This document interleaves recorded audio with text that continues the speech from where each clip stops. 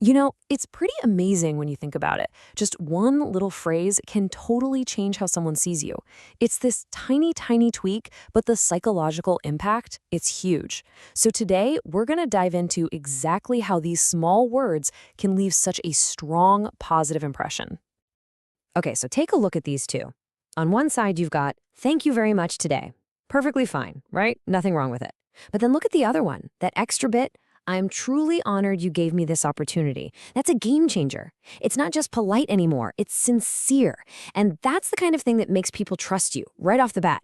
It just makes you memorable. And believe it or not, this isn't some kind of magic trick. It's all based on three really simple, really practical psychological principles. We're talking about the contact effect, the yes effect, and something called connecting speech. So let's break them down. All right, first up, let's really dig into the power of that one extra word, how it can signal sincerity and build some real trust. So, picture this. You're in a negotiation. You could just say, then I'll wait for a good answer. And that's fine. But what if you added, I'll be looking forward to it? See the difference? All of a sudden, you're not just waiting, you're optimistic. It projects this warmth and confidence that totally sets you apart from somebody who's just, going through the motions.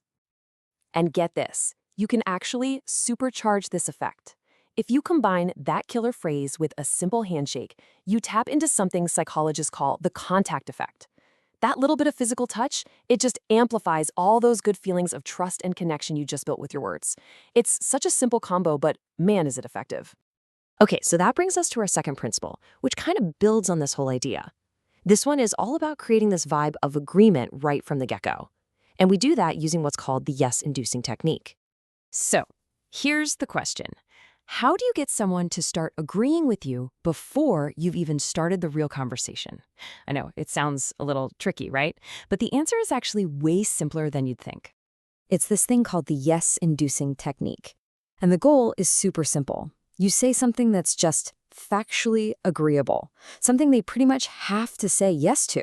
Like, if it's a beautiful day out and you say, the weather is really nice today, what are they going to say? No? Of course not. They'll nod, they'll agree. And that tiny little yes, that's the first step. It's crucial. And don't underestimate that little yes. It's doing a ton of heavy lifting behind the scenes. It sets a positive tone right away. It starts building this subconscious foundation of agreement, and it basically just greases the wheels for the rest of the conversation. And if you're in a negotiation, well, that's a seriously powerful, but subtle, tool to have in your back pocket. Okay, our last concept is, well, it's pretty clever, I gotta say. It's called connecting speech. And the whole idea is to link two things that have absolutely nothing to do with each other to create this positive, optimistic vibe in the other person's brain.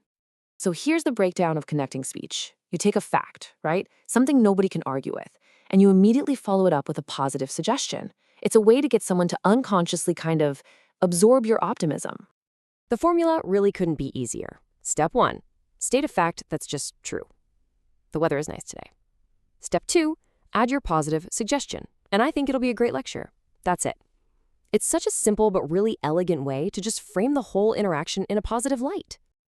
And this is where the psychology gets so cool. I mean, think about it. The weather has zero logical connection to how good a lecture will be, right? But our brains don't always run on pure logic. When you link those two things together, our brains just kind of go with it. They take that positive feeling from the fact about the weather and just unconsciously tack it onto your suggestion.